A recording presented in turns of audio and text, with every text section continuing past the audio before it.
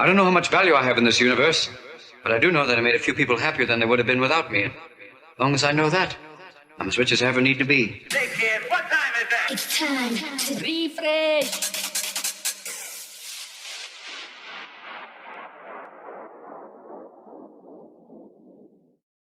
Back once again with another podcast. This is episode 58 of the It's Time to Refresh podcast. On this episode, we've got the mighty Groove Control. The mighty. Yeah, I'm gonna proper put him over here. I'm gonna be like Paul Heyman and Brock Lesnar. You'll have to explain that for people. Yeah, no, for people who don't know, he's a voice piece for him, and I've seen over the so many years that people like you're very you won't take you don't take compliments well. You just absorb it. You don't like. You deserve the praise you get, in my opinion. And we talked off pod a minute ago, and I had to use the analogy I thought of on the way down. For anyone who watches wrestling, I see Phil, and everyone's opinion's different of everyone in the scene, so this is just how I see him. Some people might not agree. I always see him as the Bret Hart of WCW.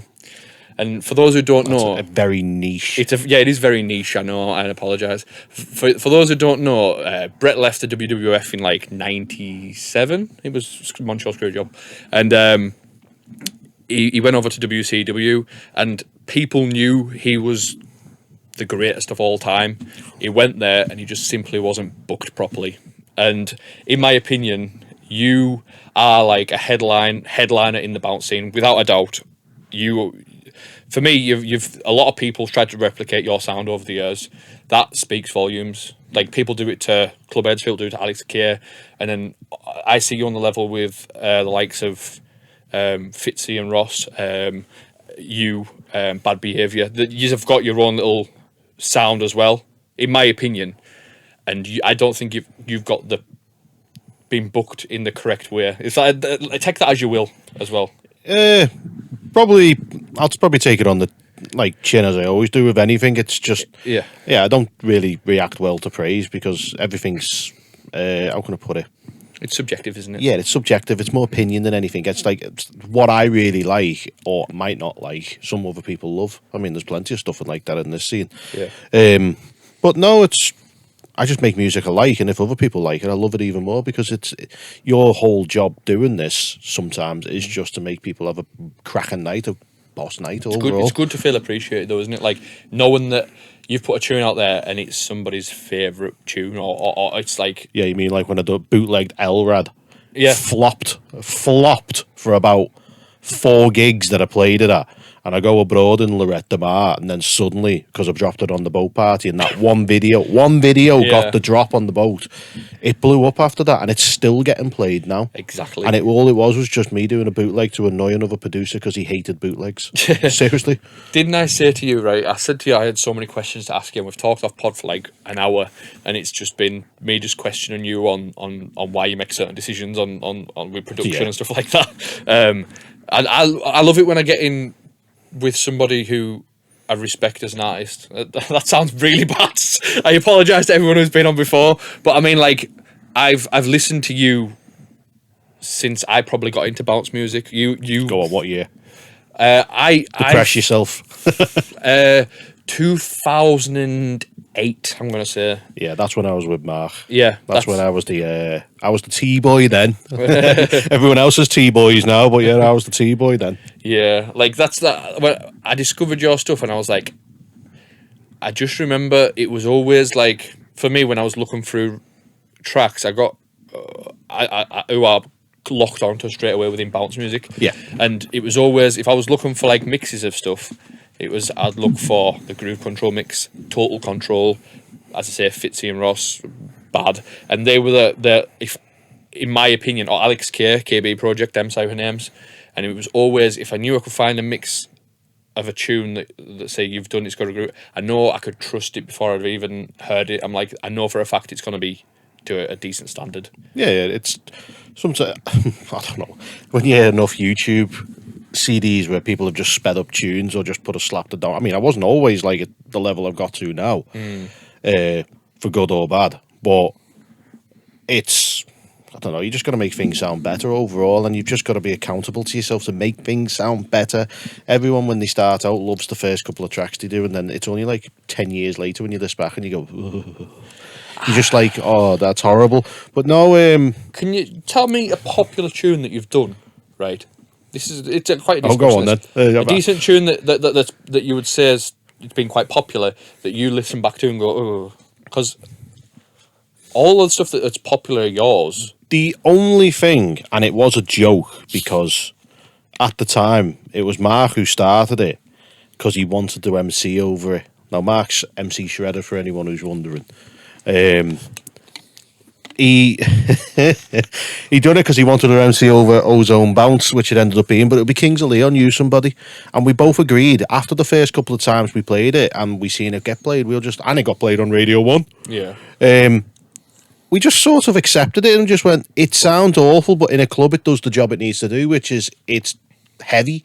Yeah. It is a heavy tune when you drop it because it's Ozone Bounce. What doesn't sound good at that bloody bassline pattern? Yeah. I mean, apart from the melody, but it was just the bassline that done it all. I mean, my opinion on that tune is it seems like it's still, I hear it every now and then still now. oh yeah. And it's like, It's Kings of Leon, isn't it? yeah, it's aged, but it still sounds better quality than some of the music getting put out today. So that I don't know how you could ever look back on that tune and go, ugh.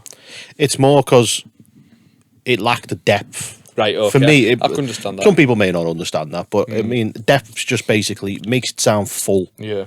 Like It's when it not- kicks in and it's just the dink going and the kick in the bass. I can understand it could have been bigger, but it works for what it is. Yeah, just to say, it was only done for one purpose, just Yeah. because the guy, Mark, who I was doing the music with at the time, who was the engineer at the time as well, because Yeah. he was that damn good, because he wanted to MC over it, and that was it. He just made it so purposely so he could MC over it. That's why a lot of the tunes from Groove Control time always had in the back of the mind, I want to MC over this, or I'm going to be MCing over this. Yeah. So that's the idea that became from it. With me, it was more like, oh, I like this music, how do I like it? So when I started having to learn it all myself, that was the process, because I don't MC. Yeah.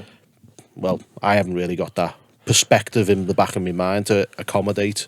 Yeah. So you can do it, but I mean, sometimes the gigs I play at, I'm not always going to have MCs on.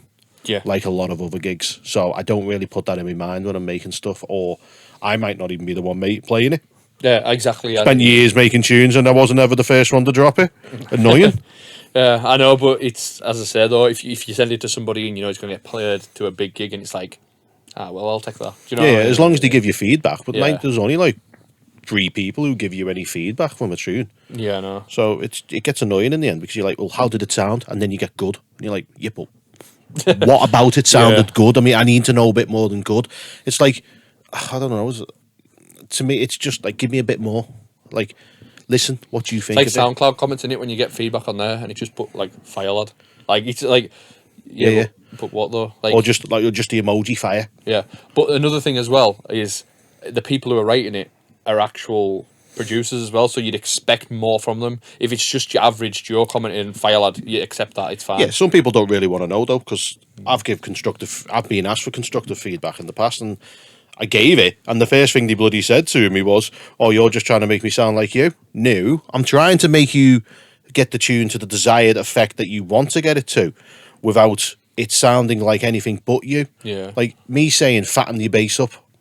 Does that sound like I'm saying, no, change that bass line completely? No, it Yeah. doesn't.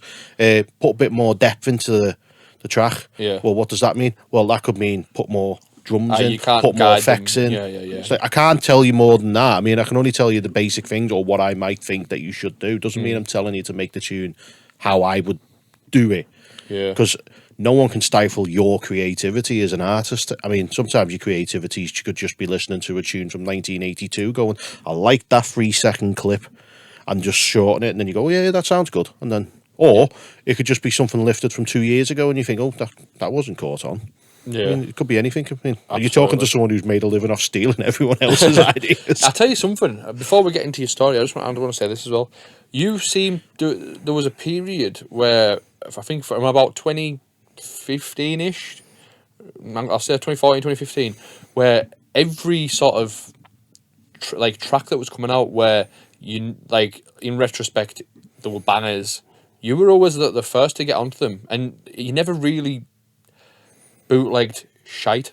Does that make sense? Like you see some people who'll put a new remix, a bootleg out every week. Yeah. And it's like they're just doing it because it's new. Whereas you were very selective, but you always chose the right ones. Yeah, because once someone's done a mix, you don't really need to do a mix if that mix is good.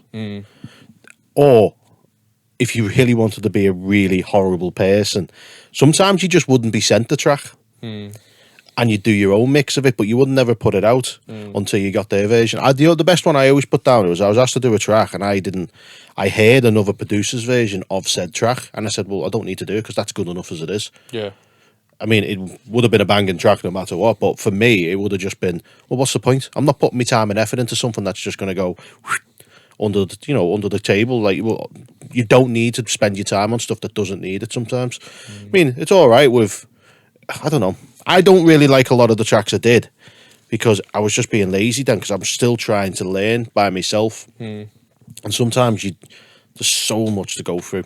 But I was DJing in Void then, which is a underground nightclub, well, bar in Manchester Canal Street, which is Manchester Gay Village. Yeah. And you just sort, because you had to keep on top of tunes there, you could try and spot what was, that might be good to do it like this, or that might be good, or what will suit the style that you're trying to aim for. Yeah. So, yeah, I pick and choose, but I always put down to Oi being... Well, I was just going to ask you about that as well. I would say you were the first person to bring the Melbourne sound to bounce. Would you disagree? That was, for me, that was the breaking point of like... When I don't know, because TJR... Oi at the time came out, and I was like, oh god, this sounds really good. And then I listened to the bass line, I was like, that could easily just be a donk on it, or they could easily put a bass line on it or fatten it up and it'll work. And then I done it, but I done it with the aim of never knowing it was me. And then someone put out that it was, Groove Control, or it was Phil, and then everyone just knew about it, and I was just like, that defeated the purpose of what I wanted to do. I didn't want anyone to know it was me at the time. As far as bootlegs go, that blew up for you massively. Oh yeah, but I didn't really get loads of gigs from it though. It just blew up on videos. But I didn't really get any gigs from it, if I'm being honest. So I've done Animals as well. Yeah. But let's be honest, that was the whopper anyway. So you just sit there for hours going through Beatport at the time, and that's a music store for people who don't know. So I was going through all the tracks for like days and days sometimes, because obviously you have to do it because you're a resident for a club as well. So you sort of keep your ear to the ground, but sometimes it was just a chore.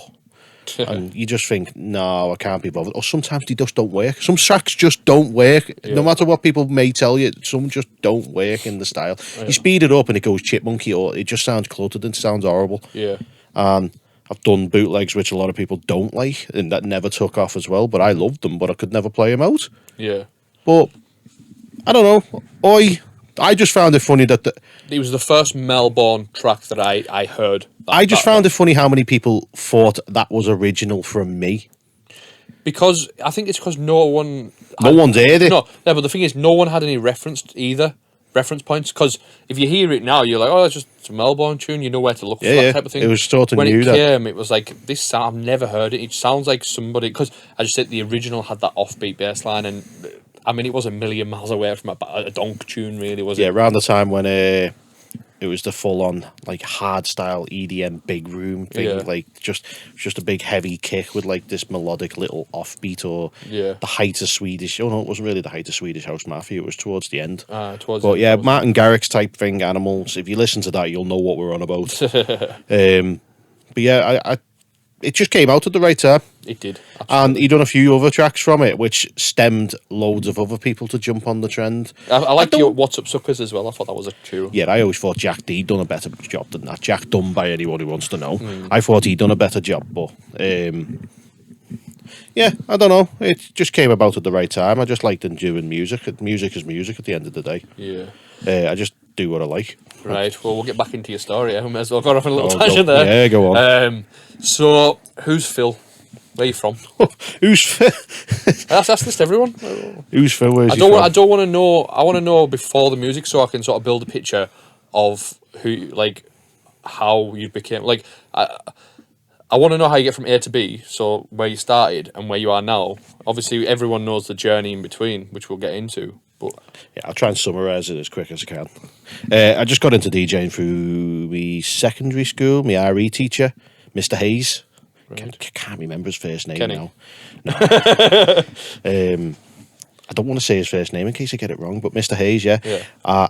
Religious educations teacher, would you believe it? Right. He done an after-school thing for DJing, and I thought, well, I'll give it a go, see what it's like. Now, bear in mind, no like background in dance music at this point. Really, I didn't really. I listened to some old CDs every now and again, but it wasn't really a big thing. I think the first tune that really caught me ear was Safri Duo, Bongo Song. I just loved the breakdown and the way it built up. I just loved the whole thing about it, and then it just went from there. And then there was a couple of other bits which came about. I wasn't really massively into music. There was just the odd tune here or there that I listened to, and I was like, yeah, I really like that. Satisfaction of listening. Sort of. Yeah, it's more. What was it? I think my brothers were listening to the Pleasure Rooms at the time. One brother was listening to Pleasure Room CDs, and he was spending a fortune on them. So they're older than you, right? Yeah. This one's 6 years older, one's 5 years older. Yeah. And then he was buying. One of them was buying CDs like that. The other one was buying Bonkers and Club Kinetic in like Stoke and stuff like that. Right. And it just built from there, which is obviously, happy hardcore from like the 90s type of vibe. And DJ Vibes and DJ Sai was on the CD as well. 1993 or 2, I think it was. Can't remember which one it was. But anyway, it was like, I've always been around the sort of the rave music in general, but I've never really paid much attention until Mr. Hayes. Well, yeah, it sort of like took on with the DJing because I thought, I'll give it a go. Why not?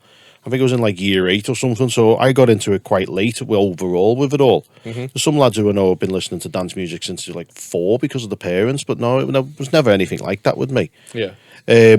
Yeah, my brothers really got me into it, mainly with CDs, and then they got like old hard house CDs as well. Like, I can't remember the bloody names of everything because it was that long ago. Is it like the Euphoria CDs? That tends to be one of them was that. I think there was another one like New something. I can't remember what it is.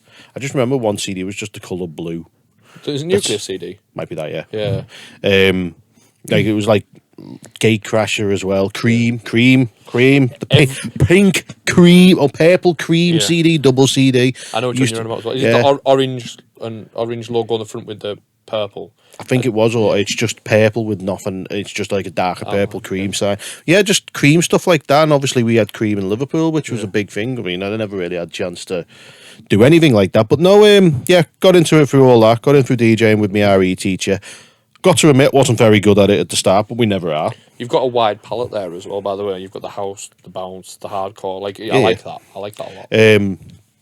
I like just listening to, but I don't know, just not bounce, like Scouse House at the time, sort of more got into it. And it was just like the older and older, as the journey carried on. I think I went into, I left school, bits and bobs here or there, trying to learn music. I think I'd done a donk over once. That basically that's putting a bass line over someone else's track and trying to claim that it was yours. I tried to do that to a couple of tracks and I got ridiculed because I can't key very well. Yeah. No matter what anyone says, I've only learned like when I had to learn in like the last 10 years. So I've always had to rely on a little bit of help somewhere along the lines. So I'm not really brilliant at keying. I haven't got the musical ear like some people have. Yeah.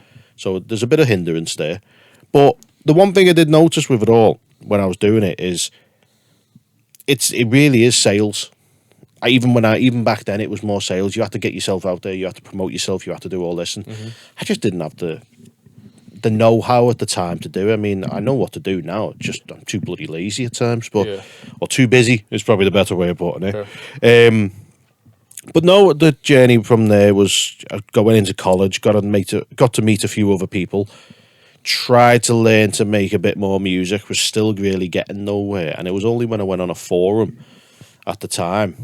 Oh, that was it. No, that long ago. I'm trying to remember it now. I went to college. I met someone in college called Ian Aiden, who was DJing in Jokers at the time in St. Helens, a little like pub bar thing on the top floor. It was like very well known. Well, not very, but people knew of it in St. Helens. Yeah, and it was playing this style of music, and then I think he asked me, "Do you want to come down and do a few hours?" Because I said, "Yeah, go on." Then I'll come down. Done a couple of hours, done like a couple of sets back to back and that, and I got to know another promoter at the time through him. And What year is this? Sorry if you don't mind me. this is 2007, 2006 going into, I think it's 2007 basically with all this kicks off now. I went to 2006, 2005 is when I started college. I think 2006 I got to know him.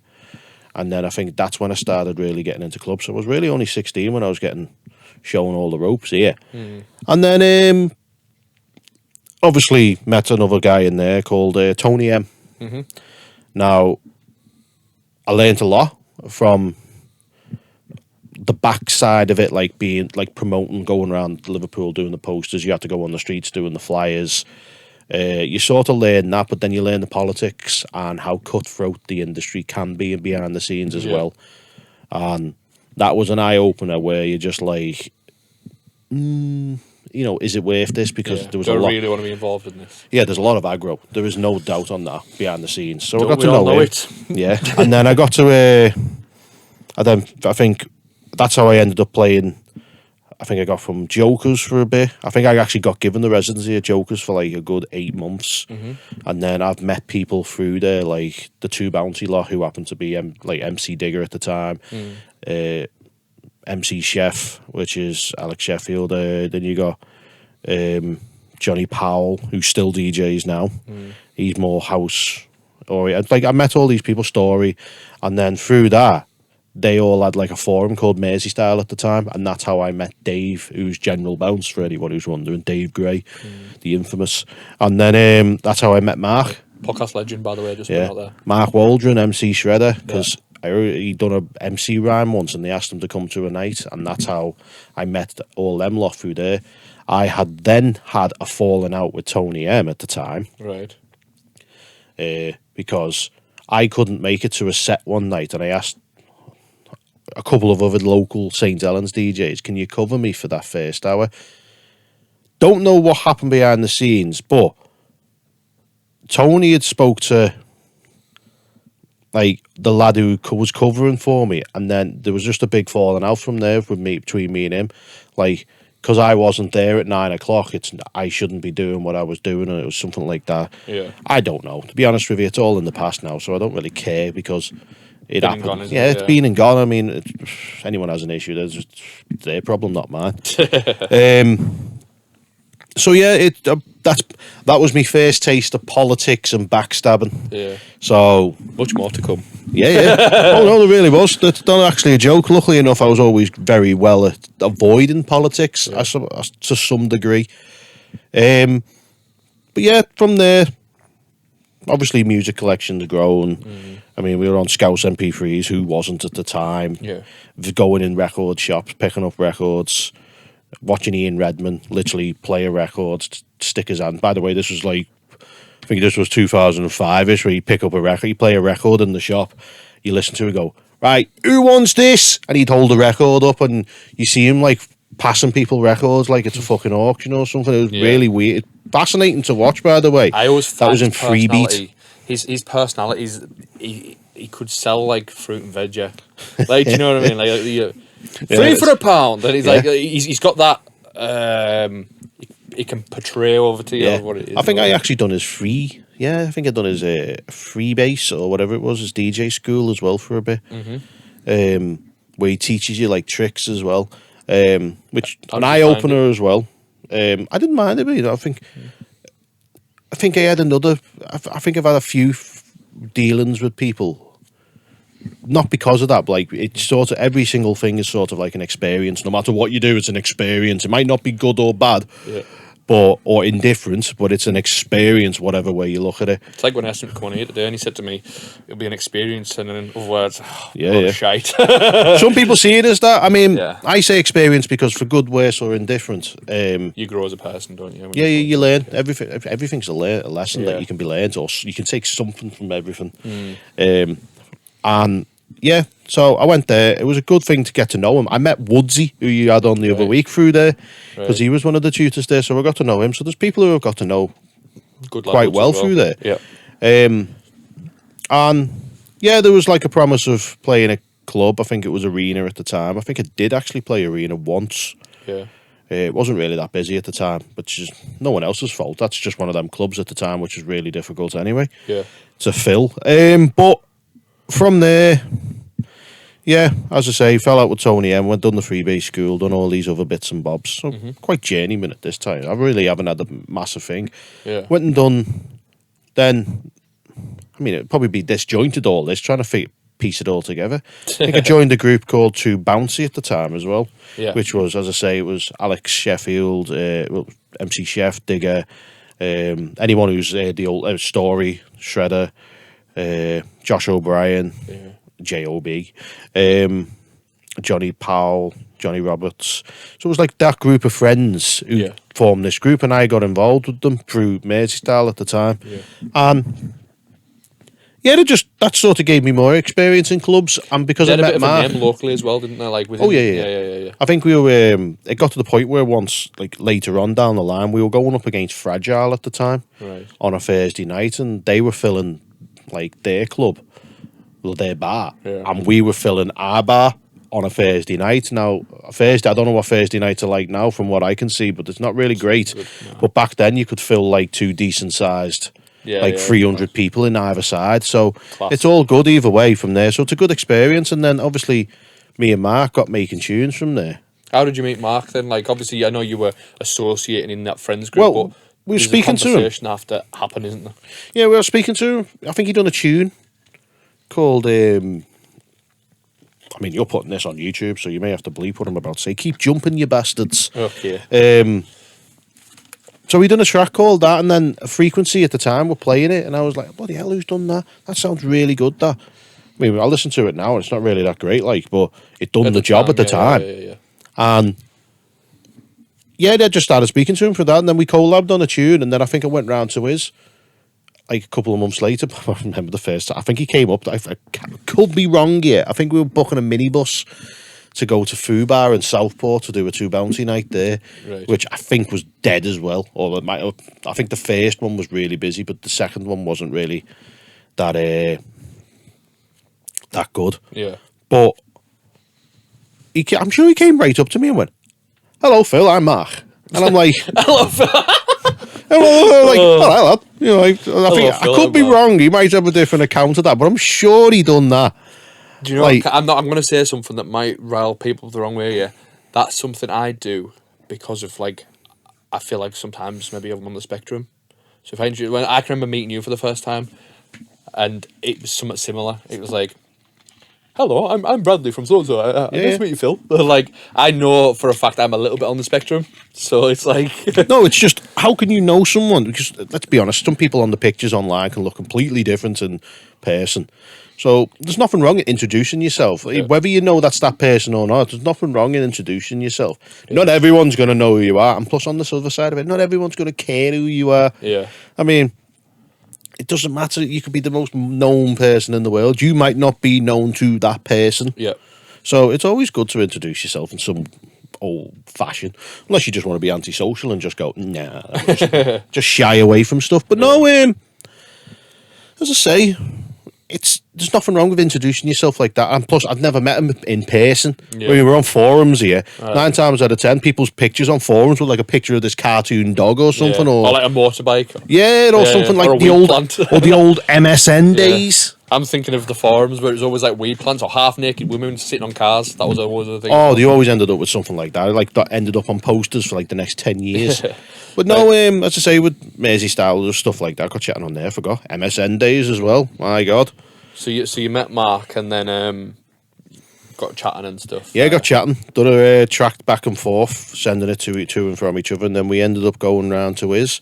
And I think in his mum's washing dryer room on the computer, made a track there. I think the track was called Total Groove Control. And that's basically where we got our alias from. Right. So we said, we'll just swap the tune around. It was an old tune, by the way, that Total Groove Control, like an old piano tune. So if you listen to the old track that we actually started at the time, that was the official very first Groove Control track at the time.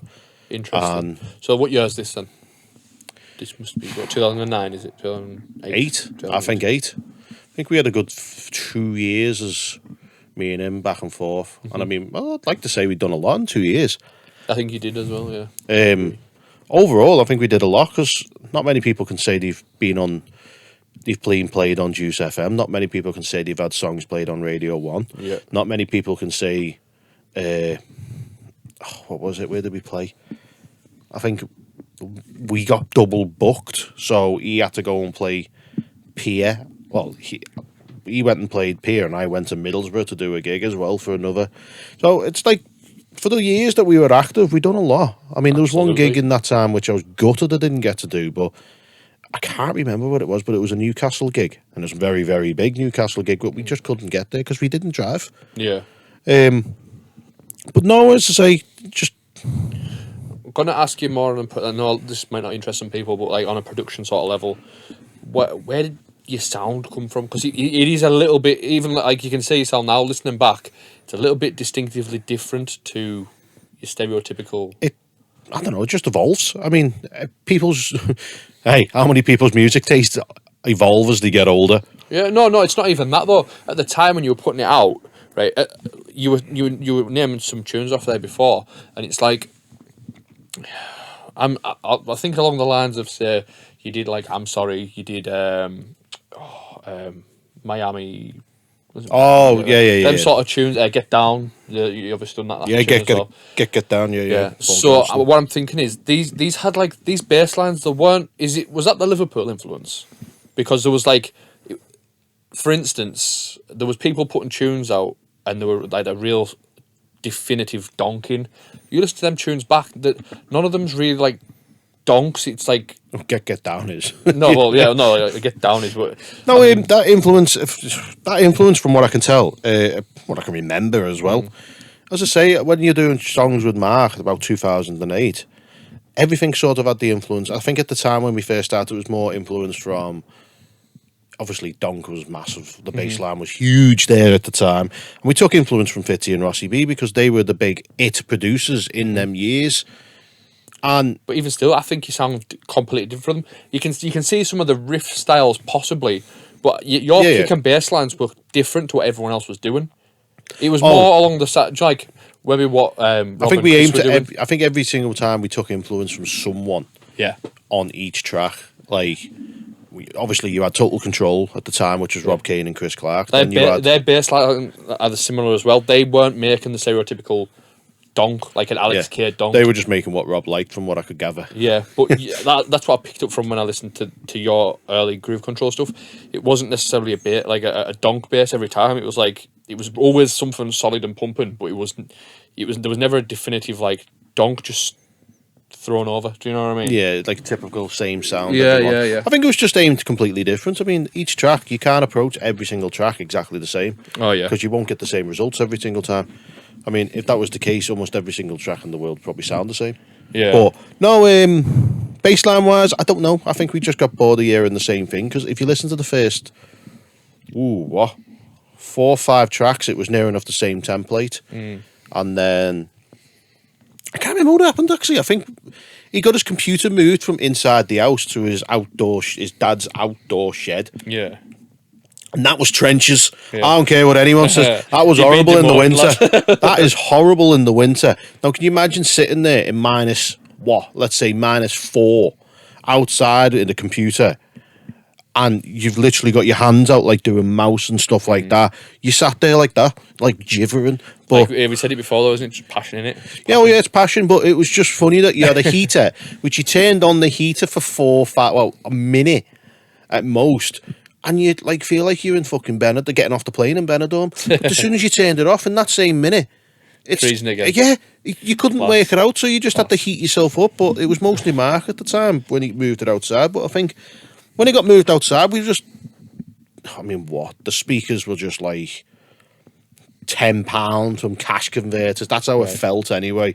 The computer was years old, but it done the job. Yeah. Nuendo, I think it was on at the time, which is just a knockoff version of Cubase. Who were you sending your music to, if you don't mind me asking? Because obviously you'll have made a couple of... I imagine you'd probably sent it to Dave, because... Yeah, Dave's more constructive criticism, but yeah, we sent it to Dave. Yeah. Fleming. as well. Fleming, we owe a lot to Fleming at the time because he was the one pushing us onto a lot of stuff. Yeah. You're not the first person to say that as well. When I say about people sort of like getting supported, a lot of people say him, you know. Yeah, because Fleming was in with people, and don't get me wrong, he was a cracking DJ, cracking lad as well. Yeah, he was a very protective. I mean, he ended up getting us more money at 2 gigs once. He went up, and we told him, how much are you getting paid tonight? Don't ask me asking. So I told him, and he went, no, I'll get you double that, mate. And he went in and got us double. And you're like, we didn't ask you for it, but he said, cheers, nice one. He said, no, you deserve double because that's what you get if you are a headline here, or that's what you get if you are on here. So it was brilliant. I mean, I think we got on peer because of him as well. But no, Fleming was a massive supporter. Who was the other one? Dave Gray, obviously General Bounce. There was a couple of producers who I don't know, hated, but they just didn't like us, or they couldn't understand, like, what we were doing. Yeah. And that's nothing. I mean, I never took it personal. Like, I think there was one guy I think Mark took it personal from. That was quite funny. Someone asked, here's a cracker, someone asking you for your track because they like it, and the second you say no, they go, well, it's shit anyway. Oh. And you sat there going, well, you've just been asking me for it. You've went out your way to ask for the tune. Don't embarrass yourself, man. Yeah, and now I've said no because we're going to be giving it out for free anyway, or I can't remember what it was. It was something like that. I mean, I'd say the guy's name, but I just don't. Fuck it. It was Nick from Scouse MP3s and Annie as well. I think it was Scouse MP3s. I think that was the site. Yeah, I'm sure it was either him who asked for it, and then she said, "Well, it's shit anyway." When we said no. Now, lovely. I might be getting little bits wrong there, but I'll tell you what's not wrong is. We were asked for the tune. Yeah. We said no. And then they started saying, well, it was crap anyway, so why?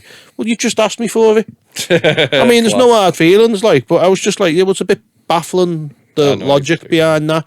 Because if it was that crap, why would you ask for it? Exactly. Unless you just wait for it, because why would you want a tune that you don't like? I just don't understand that. Why would you want a tune that you don't like? Yeah. But it was massive at the time. I bet it was You Somebody, by the way, but the Kings of Leon one, which I mentioned before. How did that change things for you? Because that was like that blew up. That played everywhere, mate. Oh yeah. I had Average Joes on the back of the bus in Cumbria playing that out, going, "This is banging." Hey, you weren't doing flyers and walking into a travel agent, and then you're hearing the tune playing. You're like, "I'm best not say this is potentially." Yeah. A track I'm involved with. But yeah, we're walking into a travel agent's once, and there's the tune being played, and you're like out there going, hey, what's going on here? Class. But no, I don't know, just that came about just from Mark, just sitting there. He used to just be like one of these people. I mean, he could play the drums with pencils. Yeah. Just sat there because he's bored waiting for something to load and just start playing the drums with pencils. I mean, super talented lad. I've never denied that from him. Yeah. But shame when he stopped. But everyone moves on. But no, that came about because he would just come up with ideas. I think we'd done Searching for a Rizzler because he liked the tune. Class. I've played that. It's class. He was always into break beats and drum beats as well. So and then we heard this bass line that he found once and was just like, that bass line's heavy. That is boss. So we just used it pretty much on every track. And then I can't remember. I think because we'd done like 6 to 7 tracks, and then I think it might have been 10. And then You Somebody come out, and I had never ever forget the first time we played that in Retro. Yeah. In I think it was 2007. I think the flyer was red as well that they done for 2 Bounty at Retro on Thursday. Right. And I think John Neal or Fleming was on that night. I know Finchy was definitely on. Yeah. And it was just the second we played Kings of Leon. Now this is at the height of when that tune had just come out. Yeah. And you can just see like the little crappy little DJ box. I mean, it was like you may as well be DJing in a shoebox. Yeah. And you're playing it, and I'm gonna put it. It was Mark who was stood next to me going, I don't know how this is gonna go down. Yeah. And we're both looking at each other like this could either really go off or this could really flop because that breakdown's really long. Yeah. Anyway, so we played it, and the whole place is just everyone's hands in the air, singing everything, and we're thinking, this is really good. This, and then it's when it does the body, it builds up and up and up and up, and then you hear the reverse of the donk like 3 or 4 times.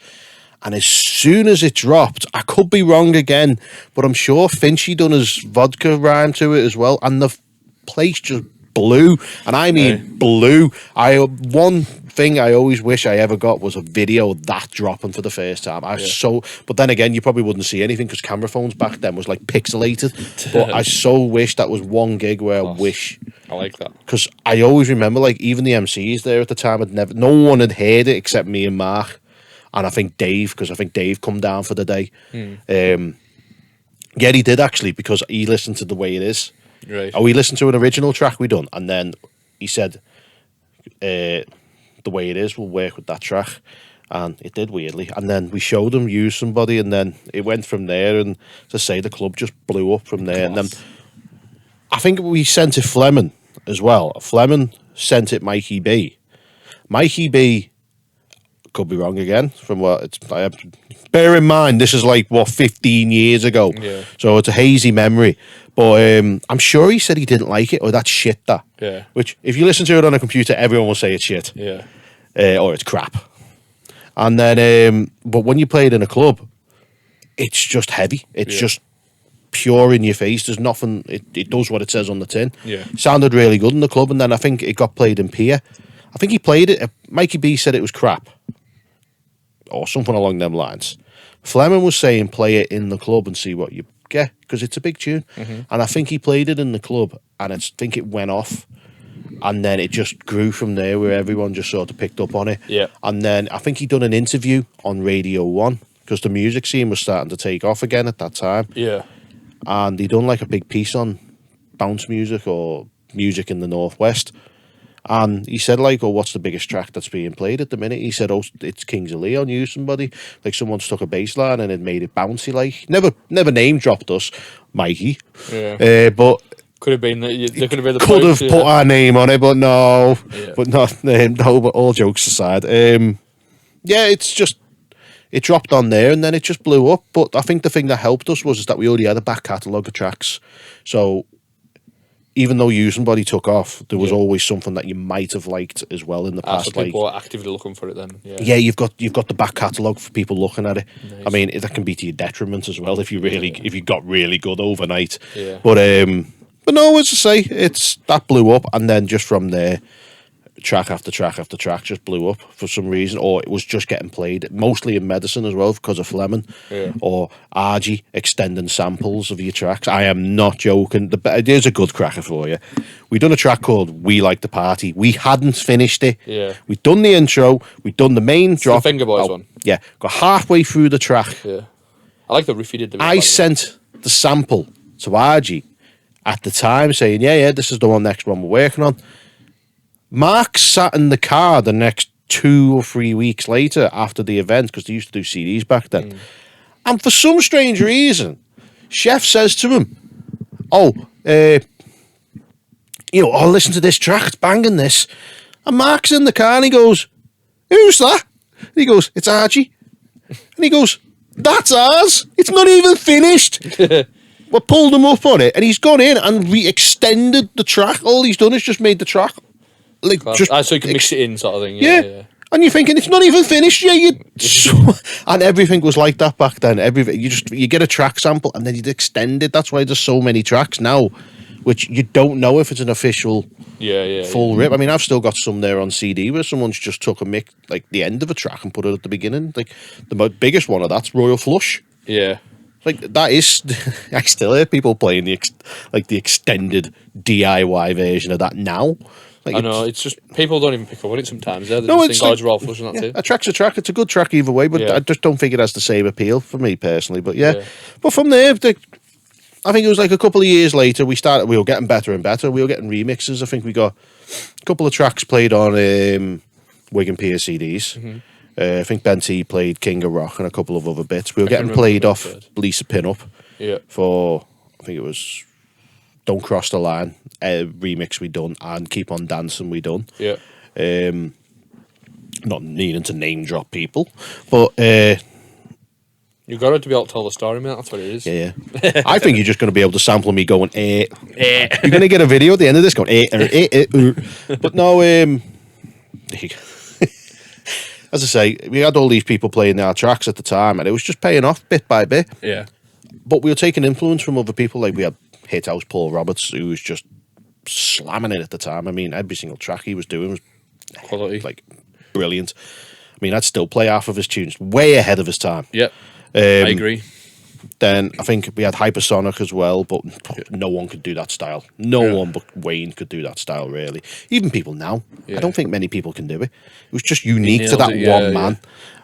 We had KB Project, who were doing a lot. We had Total Control as well. I think we nicked the Total Control bass line to do the All Right Tune remix we done with James Doran or James That's a Duran. fucking banging tune. Everyone says that. And there was a massive argument between me and Mark doing that as well. He could hear the hi-hat in the bass. And I was like, it's not going to make any difference because it's just going to be filled out. But no, it was just irritating to him. But it's like you can pick up on little things. Like he was just one of them people who could just pick up on bits and bobs. Whereas I just thought, no, doesn't matter, just do it. I think Bounce Heaven started booking us later on as well, after we took off enough. And I think we came, I don't know, we were in the run-ins with Wiggy and someone else to win like the Best Newcomer award. I suppose it's 2009, I think. Yeah, but I can remember it vaguely. I think the only idea was like, how can you be a newcomer if you've been in the scene for like 4 or 5 years? Yeah. I mean, even we said like we'd already been in the scene like 2 years. So even putting us in there was a bit like, hey. Saying that right, I remember. Do you know this always stuck out to me. This is why you're the Bret Hart of WCW. Do you want to know why? I remember seeing a post in 2014. I distinctively remember this, and somebody put, like who's doing it for you this year? Who's the best thing? And I seen best breakthrough DJ, and it was Groove Control in 2014. Yeah. And I'm just like, not many people know the niche behind the scene. You've got to be the poster boy sometimes to know that you've been going a long time. It's like, I don't know. It's just I've never. I mean, you had Cheese and Kenty because he had Sopranos and Acceleration at the time. Yeah. I think Rob and John were starting to make some noise as well, which was helping a lot over across the board because there was just some different varieties. I mean, I took a break. But I needed to. I needed to sort my life out. Can we just go over that if that's all right? Regress. So when did you and Mark stop? What year was this? Like About 2010. Right. I'd say about 2010 because I always accounted to when I met. People are going to say, "Oh, you got wrapped around someone's thumb, or you're under someone's thumb," because I think I started dating one of my ex-girlfriends years ago, and that was round about the time when I started stopping. Yeah. Because you really needed to get your life in check. I mean, you gave a couple of years trying to do something with music or get a residency with music or something. It just weren't paying off. There just was no. It leads to nothing. Yeah, I know exactly. Yeah. Or if you did get it, it was for pennies, and it was costing you more to go there than it was to do it. Yeah. I think I was just getting me travel once when I was going Jokers, and I was getting the bus. Do you know what I mean? Yeah. So there was that. And then on top of it, I think he wanted to stop as well. I didn't want to stop at the time. He wanted to stop. And then I think it was just we'd done a couple more gigs and then we just sort of faded off into the sunset. It's like we never really made a big announcement. Nothing was said. Nothing was done. And we just stopped making stuff and we weren't getting booked. So if you're not doing content, then you're not really going to be getting noticed or you're not really going to be doing anything. Yeah. So we just faded off. And then I think it was Josh O'Brien, J.O.B. from Too Bouncy. He come back and said, "Oh, let's do a Too Bouncy reunion." Like 3 years later. So this is 2010. That's 2013 now. Yeah. Oh no, it was 2012 actually. Late 2012. Right. And then I started picking back up. Oh, I want to learn how to do music again because we've got this night. So we went and done the night. Done some tunes for it. Mark had done 2 tunes for it as well. I'd done a couple on my own, but I'm not as good as him at the time. And then. Yeah, we come back, done the night. Night wasn't really that good, if I'm being perfectly honest. It just wasn't. But it was good. It was good to see everyone again. It was good to get out and get the vibe. I think it was the last time I seen Fleming as well before he tragically passed away. Yeah. But just as a heads up, I think me and Mark will even openly admit that Fleming was a big part of us getting as big as what we were because he was a massive supporter of anyone around that time. And then, yeah, I think I wanted to do it more regular. I think we tried to do a track or two back then, but it just wouldn't work. I don't think Mark wanted to do it anymore. Yeah, you've got to have the drive as well, haven't you? To be Yeah, able to- I wanted to learn, but I wasn't very good. I wasn't that good at doing it, so I sort of had to learn, and I've had to learn solo all the way through. And at this time, there wasn't many YouTube videos for Ableton. It was all Fruity Loops or Cubase. So right, we're sort of getting onto this bit now. This is the solo groove control thing. Where when you came back, where did you start? Where was the? I need to get my shit together. Get a PC. Did you have the old I already PC? had a PC. Yeah, You had the old PC, right? Big So gamer. You've got this, right? And then you've thought, I'm gonna put my head down, knuckle down, and learn how to get to the level. It was just wanting to do it again. I just enjoyed it. I mean, I don't know. I just always enjoyed doing music, even if I might not be very good at it. Yeah. And as frustrating as it can be at times, it's just you can sit there sometimes and you're thinking, I like this, what I'm doing, or I can see where I'm going with this. I tried to do originals when I come back, but I wasn't good at writing original music back then. I really was. Doesn't mean the music was any good, but I was good at doing original stuff and writing fresh stuff. Yeah. But no, never. I don't know. I think when I came back for that night and I thought, I wouldn't mind doing this. And then I think Kenty got onto him because I was putting like the odd sample up. It wasn't anything great, but I was putting the odd sample up. And then I think Kenty messaged me and said in like 2013, look, do you want to come, in a nutshell, I suppose, look, I've got a gig coming up. How much do you charge? So I told him how much. At Warehouse 1. I think it was Gary Select's first Oh yeah, UK gig here at Warehouse 1. Bank Holiday 2013. May. It was May. Yeah. So that's when I came back. He said, "Do a mix of it." Done all the mixes. That's when I was done a few bootlegs as well. And at what this point, what new stuff from solo Phil has come? Like what is the it's just mostly bootlegs, if I'm being honest. Apart from the original stuff, I think it was mostly bootlegs. I think I'd done what sort of tunes were we talking? Will Sparks. Right, yeah. That was a good tune, that as well. Yeah.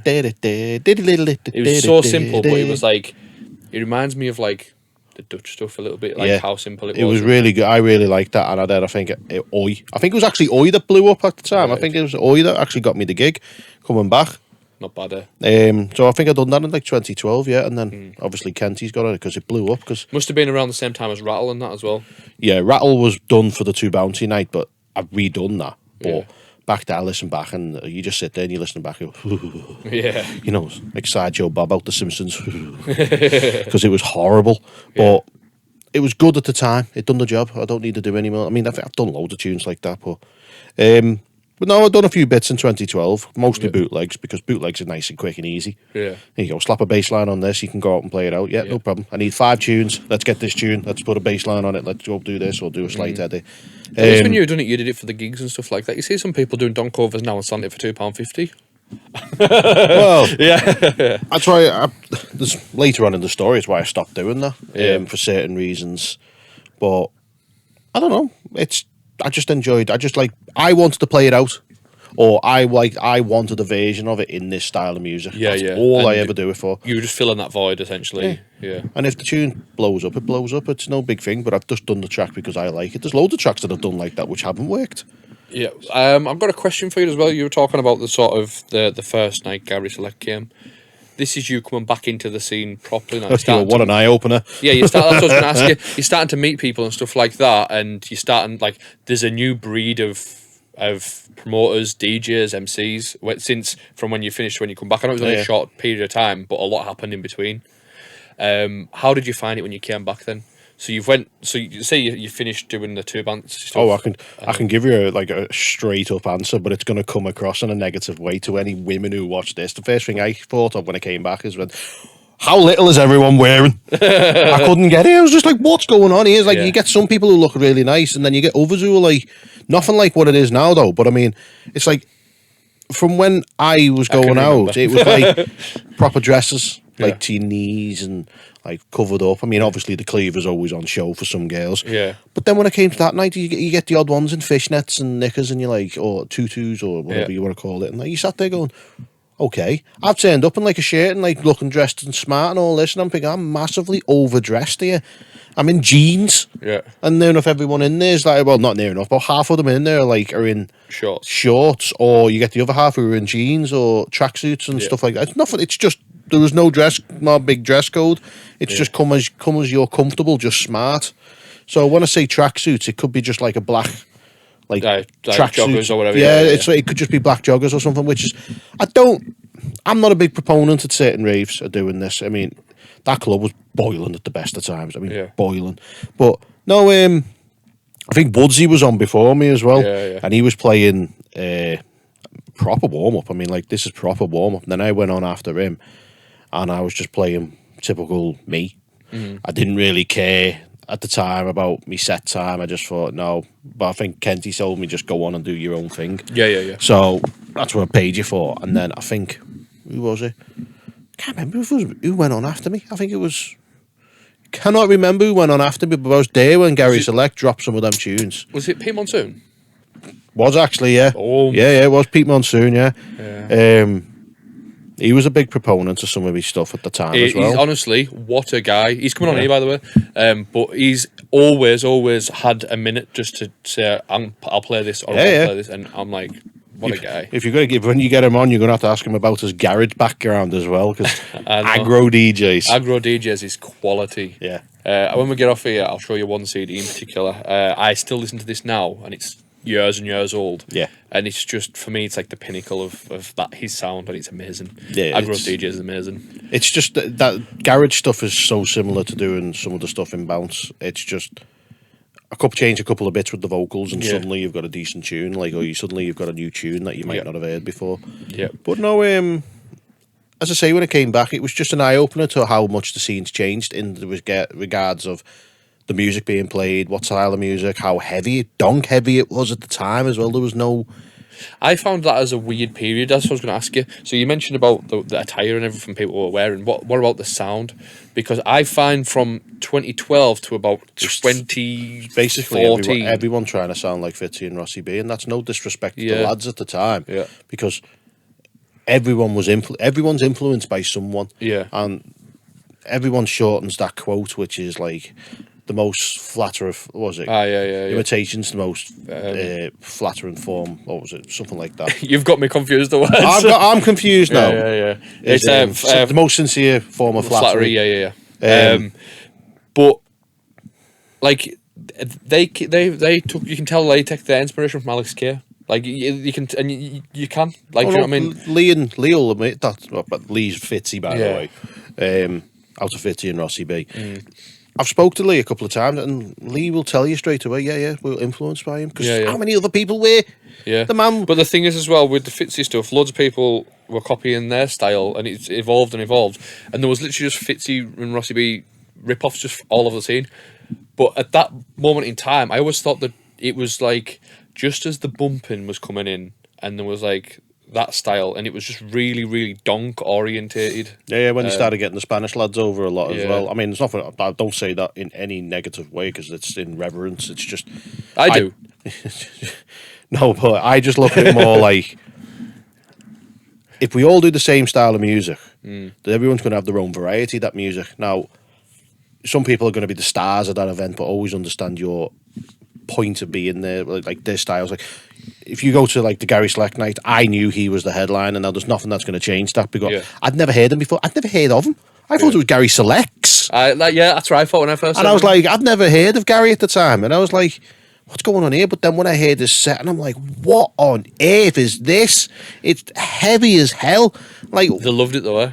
Oh yeah, they loved that. I mean, I always remember, what was it? He still does the mix now, and I don't even dislike him for doing it, because you get some DJs who always do the same mix. That's like that is that mix. That's it, and they always go, the trademark. Yeah. Do something different with it or something. But fair enough, everyone's got their own style of doing it. But he still does it now, and it's just the way he mixes it. It just doesn't sound like two tunes mixed. It sounds like one tune. Yeah. But he does it in such a way it was unreal. And Yeah, I just remember Was it the first two we time. played by any chance? Is it Fiesta Fatal and I don't know the names off Dancing? the top of my head. 'Cause that mix No, is I really remember. good. I remember dancing, dropping. My God, that near enough took the fucking club off. So that near enough took the club completely. By the way, I made the comment about the Spanish DJs. There is so many talented lads out there, Spanish wise, but a lot of them don't know what sub bass is, and I'll leave it at that. No, but I'm wrong. I'm not wrong, am I? I'm not getting dragged into your negativity. Hey, Here. this isn't negativity. I'll say this once thing and we'll move on. Right. I strongly believe that a lot of people's tunes would have done better if they'd had a bit of sub bass in, because I hear some of them and some of them are really musically talented. So some of the melodies that come out of the Spanish sort of scene, I was like, wow. But it just they didn't know how to insert a sub bass into the track, and that's my feedback. But then again, there's legendary tunes that's come out of Spain that's been absolutely massive. So you can't pigeonhole them with all that. I just think it's more to do with it's just the samples. Yeah, It's just, does that sound good? Yeah. Does that sound good on my speakers? Yeah. Don't need any more then. yeah. And then when you get into a club, you listen to it in a club, and it's like, it sounds good, but it hasn't got the rumble, like the feel of the rumble. It depends on the systems that you're on. Which I always get accused of now, because there's a few tracks of mine I have to turn the bass down on. I've picked the one, that, to be honest with you. I was going to say, but no. As I say, everything changed when I came back, because it was an eye opener to like how everything had changed, and I think and obviously I got booked for Sopranos not long after that as well, because I came back, and that was another eye opener. Where was that one? What That was that? at Burnley, I think the first one I'd done. No, I think the first one was Parda. Didn't do. No, hang on. Oh yeah, I remember First this one was at Parda. Didn't do that yeah. well. But Parda was one of them funny clubs. It just didn't do well anyway. The lineup was really strong for that as well, if you remember. Yeah, it was. For a Pard Lounge event, anyway. Yeah, it was really strong. I think that's the one where I got all the funny pictures, and I had done an interview with Mikey Davis. First time I'd done an interview with Mikey Davis and Aspen at the time. That was new to me, because it's like, where we do this now wasn't a big thing back then. Yeah. I mean, I think the closest thing you got to an interview back then was like someone shoving the mic in your face, going, "What's your views on this?" And you're like, I think Rob Kane was doing that at the time, just running around asking people random questions at events. It was like, I like that, because a lot of people discover our scene by doing, like, this podcast is literally to make this our scene grow. And I told you it's off pod. Yeah. It's literally just so people can get an insight to who Groove Control is, and then when they listen to a track, they can be like, oh well, that's why he's done that. That's why he's done that. And oh yeah. Somebody is from 2009, that's why it sounds a little bit dated, but his new stuff's fucking banging. No, but you know what I mean? Like, you can see where, like, someone might hear that tune and go, oh, well, Groove Control shit. Like, do you know what I mean? Like, that's where I'm coming what's from. happened here and what's happened Yeah, there. yeah, Two yeah. different periods. Yeah, you've got to remember, like, there's 12 to 15 years difference. If you don't mind, mate, because obviously we're conscious of time, I'm going to stop your story there. Would you mind coming back for a part 2 at some point? Yeah, not a problem. Excellent. And we're going to do some questions for today, if that's okay. Yeah. I just realised there we've got 10 minutes left in here. Yeah, the problem that we had was we were talking for that long, trying to set it all up off the camera, that we didn't have we wasn't very conscious of time. What time is it? It's 10 to 4 now. Bloody hell! I know. We'd talked for an hour beforehand, so we should have recorded that. There was some interesting conversations. yeah, but I'd always do another one. There's no problem. Just Yeah. as long as it's not too much of a cost burden for you. This motion feels very natural for me, by the way, just so you know. Yeah. He's got incognito open on his phone and Pornhubs on his bookmarks. I wouldn't go that far, because I used to post them pictures and a lot of people will actually believe you. I know. I got in so much trouble for them pictures, by the way, off loads of people who like, stop posting them pictures, you cause a murder with me bird. Like, by the way, these pictures were like a picture of a girl's bum. I used to put up saying good morning, and I used to get so many messages off fellas in relationships saying, stop putting them up, well, just unfollow me. I've sort of bit myself in the ass now, though, because I wouldn't be surprised if a lot of people on my Facebook now don't follow me because of it. Yeah. But yeah, go on, fire away. Let's see what you got. No worries, mate. As I say, these are questions that people have wrote in. If you want to write in a question for the guest, just message me on Instagram at itstimetoriffresh, and if I think it's suitable for said guest, I will read it out. Hey. I'm sitting on. There's 2 questions that I haven't asked anyone that have been wrote in, and they'll be questioning why why it hasn't been asked. I haven't found guests suitable for them questions yet, so I apologise. Go on. And they've sat there for, I think it's about 3 or 4 months now, but we'll get through it. So this one is, hi there, Brad, top podcast. I watch every week and love what you're doing. I have a question that's been asked already, but please can you ask the next producer you have on? Who inspires you when producing, and what do they do to inspire you? And that's from Woggy, and that's off YouTube. Ooh, it changes that every time, because there's always someone coming along who just does something like where you go, oh, wow. Yeah. I mean, let's be honest, how many people, when Oliver Heldon come on to do the Gecko, and you sat there going, what is this sound? This sound sounds unreal. Yeah. Alice Kay, when he first started doing dinky stuff, Nick Skits. Yeah. Like, you listen to people as you go through all music. It's just, it all depends on each person. Rachel Auburn.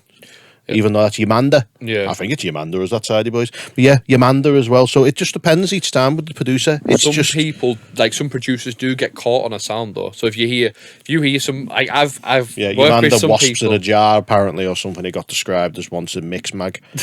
I'm sure. Like, I know for a fact that like there's certain people out there who's trying to replicate, I don't know, 1999 Hard House, and they've just Me right now. They've just got that like 1 year gap. Where it's like, yeah. that was my sound, I like that, I'll stick to that. Yeah. Sometimes it's just because it's easier.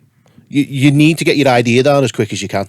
That is the purpose of doing music. Get your idea down as quick as you can. Now, you might hate it in an hour because you've heard it so many times. Yeah. But if you like something, just get your idea down, then go from there. The inspiration thing for me was more like, right, okay, I like this person. How do I emulate it? Or how do I take their style and sort of bring it into me? Right. The thing that keeps me going is I just enjoy it. It's Listen, insanely infuriating. you're dodging the question.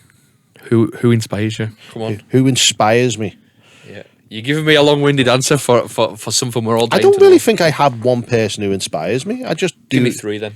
And I know you say it changes all the time. Right now, in today's date, wherever it is, who's inspiring you when you're writing at the minute? Sonny Fodera is probably the best one at the minute. Just every single thing he touches at the minute's near enough gold. Chris Lake, Okay. that man is genius. Yeah. No, way you'd he be amazed how evolved many so house quickly. producers. You'd be amazed how many house producers I'm going to say here. But Chris Lake is the man for Yeah. me at the minute. I mean, I'd say Mike DeScala, but that just goes without saying. But I've not really I haven't really heard anything for a few years now. Like, that really stood out since they done Breathe. That's nothing against them, by the way, because they still do. I always thought the best one they done was Constellations as well. Right. But no, inspiration-wise, Chris Lake, because I watch a lot of his YouTube breakdowns. I'd say him more than anyone, because he's just he's enthusiastic as well.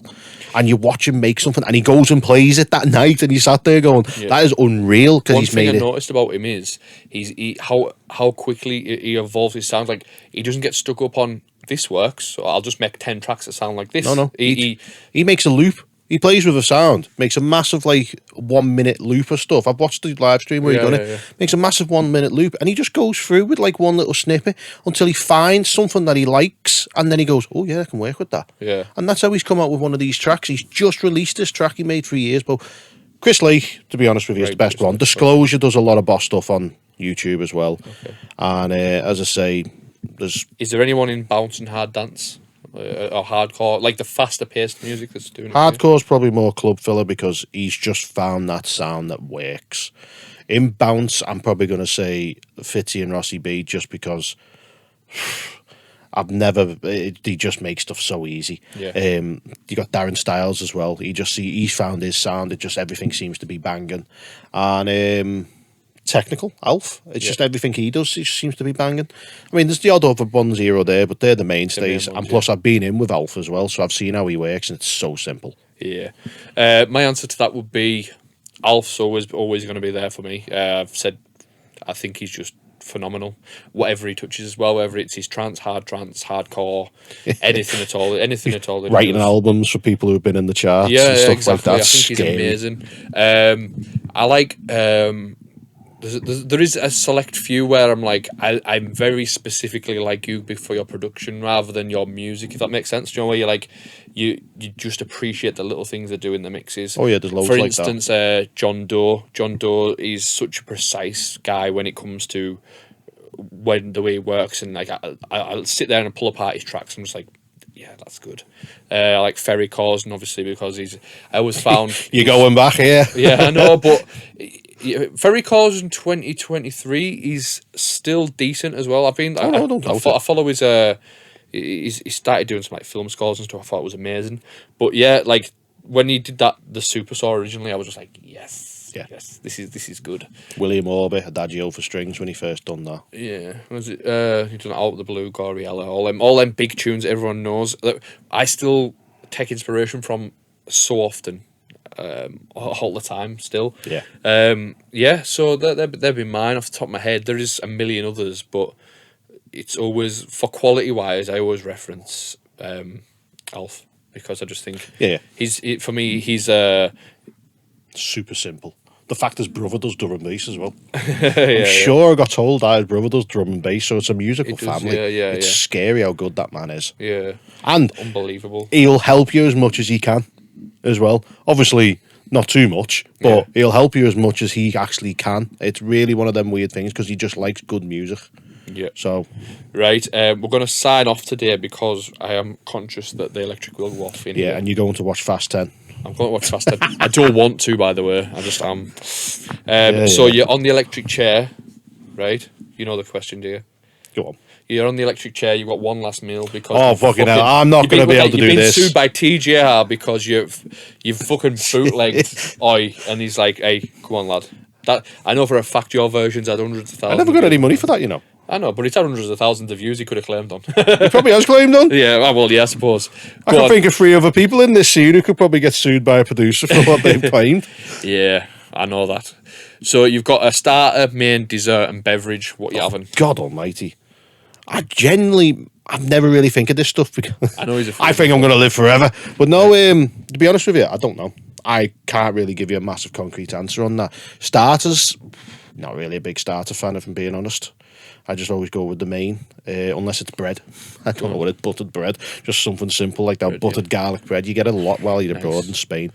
Main, I don't know, probably a chili dish off the top of my head. I always have chili's a mainstay with me. Yeah. I don't know what it is. I just like it. Chili with garlic bread and cheese. Class. Very simple with that. Dessert, sticky toffee pudding.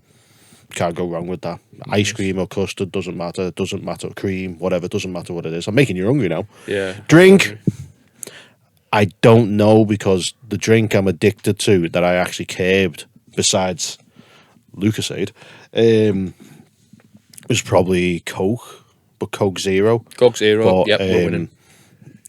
I had to curb like anything like that. So besides them, and I'd probably say Coke Zero or Lucasade because Lucasade, I'm pretty much addicted to that stuff. It's the only thing I'm addicted to. Yeah. So, but or coffee. Just I'm very picky on coffee as well. Excellent. So I think that's pretty much it. I thought you were going to do the flop or drop thing with me. We'll have to do that on the next one, mate, if that's okay. Yeah, because you'll be fascinated with my answers because I'll probably say nothing. I probably won't say any flop because I can appreciate anything for them. Yeah.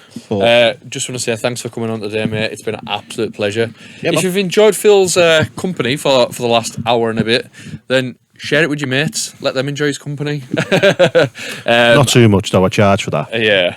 I just want to say thank you to everyone who's listened today and enjoyed it and made it this far into the episode. Because we did go on a couple of little bit of tangents there, didn't we, on stuff where if you're not a music head, you probably would have turned off. But I don't care because this is why I do it, because I love it. I can imagine some questions being like, "What's the biggest record you've ever seen?" Or "What's the weirdest thing you've seen in a nightclub?" That's always a cracker. Yeah. What's the strangest thing you've seen while you've been DJing? Because my God, it's only when I've just been thinking about it. Then I've been some places, mate. I'm considering I don't do drugs and I don't drink. You see everything, yeah. I see everything, and when you see the next day and people start saying, "Oh, what did I do last night?" Well, I remember everything you done. Don't tell me. The amount of people who said, "Don't tell me." Yeah. But I can always remember something when it jogged me memory. But yeah, I think I'm the worst nightmare for a lot of people because I remember everything. I even remember when they've said something and they go, "I can't even remember saying that." Yeah, well, I do. Excellent, mate. Right, just want to say thank you once again for coming. Thank you for listening. If you've enjoyed this, you can sign up at Patreon at patreon.com/itstimetoriffresh. From as little as £3 a month, you can support the cause, support the production, and keep this thing going. Nice one.